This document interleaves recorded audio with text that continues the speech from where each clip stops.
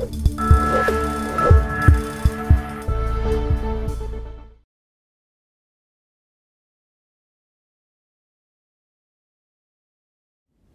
let's talk about the concept of behavioral finance within finance theory. Can you start perhaps with a definition of behavioral finance?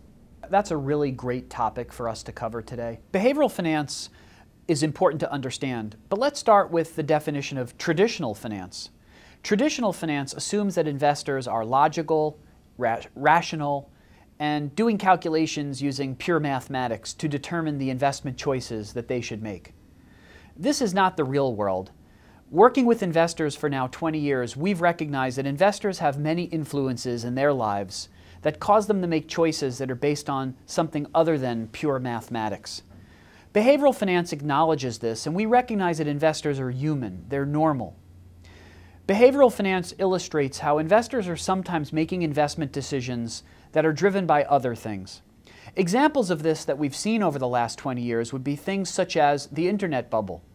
In 1999, the recent rising prices of technology stocks caused many investors to extrapolate that past experience forever into the future, loading up on even more technology stocks, to then ultimately be disappointed.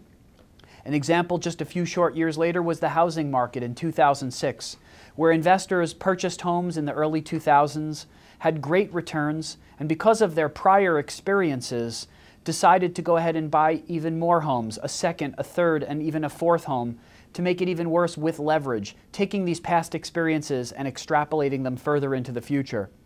These are examples of where prior returns affect people's choices about future returns, where in fact the cold mathematics of traditional finance would not have that be acceptable. So we've acknowledged that behavioral finance is very real and it needs to be considered when making investment choices.